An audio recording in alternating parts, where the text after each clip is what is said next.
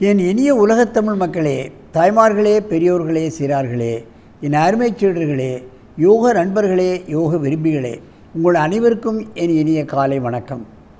கலைஞர் தொலைக்காட்சி நிகழ்ச்சியில் நலமுடன் வாழ என்னும் பிரிவில் யோகாசனத்திற்கு அதிகாலை வேளையில் முதல் நிகழ்ச்சியாக முக்கியத்துவம் தரப்பட்டிருக்கின்றது.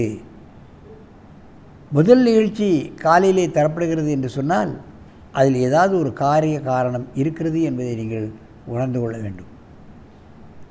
இது மக்களை தொடக்கூடிய நிகழ்ச்சி, மக்களுக்கு நல்வாழ்வு தரக்கூடிய நிகழ்ச்சி, அவர்களுக்காக டாக்டராக மாறக்கூடிய ஒரு அற்புதமான நிகழ்ச்சி, நோயின்றி வாழ்வதற்கான வழிவகுக்கக்கூடிய நிகழ்ச்சி என்பதை நீங்கள் தெரிந்து கொள்ள வேண்டும். அந்த நிலை இன்றைக்கு பாருங்கள், நமது அரங்கிற்கு பரமசிவன், வயது 20, பிஇ இறுதி ஆண்டு படித்து கொண்டிருக்கின்றார். அவர் இங்கேயே தங்கியிருக்கின்றார். குடும்பத்தோடு, அம்மா 2 தங்கைகளோடு. அவர்களும் இதில் ஈடுபாடு கொண்டு இந்த யோகத்தை வளர்ப்பதற்காக எனக்கு உறுதுணையாக இருந்து கொண்டிருக்கின்றார்கள். அந்த நிலையில் இவரும் காலேஜ் செல்வதற்கு முன்னால் காலையிலும் மாலையிலும் இங்கே யோகாசன ஆசிரியராக இருந்து பணி செய்து கொண்டிருக்கின்றார். அதான் விசேஷம். நேரத்தை ஒரு நிமிடம் கூட தன்னுடைய ஆய்வில் வேஸ்ட் பண்ணக்கூடாது என்பதை தெரிந்து கொண்டு காலையிலும் மாலையிலும் ஆசனம் கற்றுக்கொண்டு இருக்கிறார். அடுத்தால் காலேஜ் போயிடுவார். அவர் இப்பொழுது, அவர் பேர் பரமசிவம். பரமசிவர் தான் யோகத்திற்கே ஆதிகர்த்தா. அவர்தான் பார்வதியிடம் இந்த கலையை கற்றுக் கொடுக்கிறார்.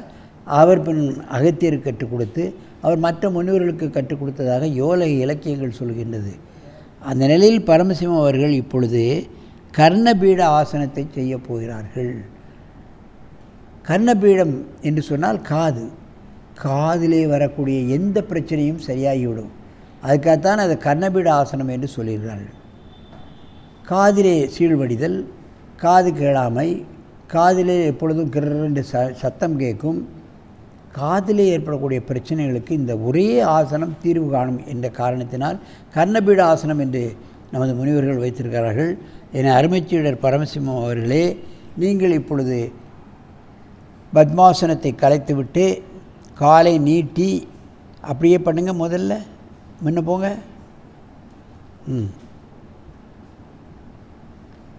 இதை சிவலிங்க ஆசனம் என்றும் சொல்லலாம். சிவலிங்கம் எப்படி இருக்கும், அதே மாதிரி இருக்கின்ற காரணத்தால் சிவலிங்க ஆசனம். தூங்க.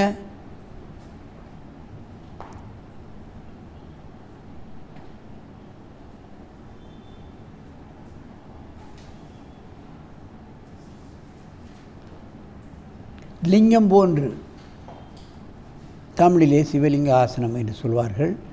கர்ணபீடம் என்று சமஸ்கிருதத்தில் சொல்லுவார்கள். காது வழியாக முட்டு தரைக்கு வந்து விடுகிறது. காது சம்பந்தப்பட்ட பிரச்சனைகளை முழுமையாக நீக்க வல்லது. ஜீரணக்கருவிகளில் ஏற்படக்கூடிய பிரச்சனைகளையும் நீக்க வல்லது. மெதுவாக இந்த ஆசனத்தை கலையுங்கள்.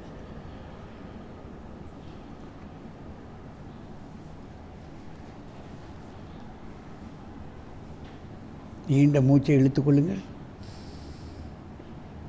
மெதுவாக எழுந்து தலையை கால் பக்கமாகவும் கால் தலைப்பக்கமாகவும் திரும்புங்கள்.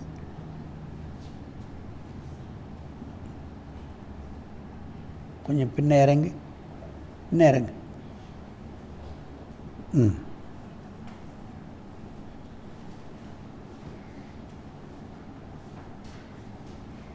பாருங்கள்,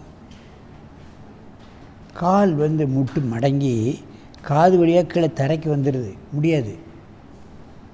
அது அந்த அலாசனம், சர்வாங்காசனம், விபரீதகரணி இதிலெல்லாம் வல்லமை பெற்றால்தான் இந்த கால் தரையை தொடும். என்னோட கால் முட்டு காது வழியாக தரையை தொடாது.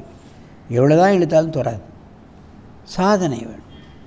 சாதனை செய்தால்தான் இந்த ஆசனத்திலே முழுமை பெற முடியும் என்பதை நீங்கள் பார்க்க வேண்டும். சிவலிங்கம் மாதிரி இருக்கிறதுனால தமிழில் சிவலிங்க ஆசனம் என்று சொல்கிறார்கள். மெதுவாக இந்த ஆசனத்தை கலையுங்கள்.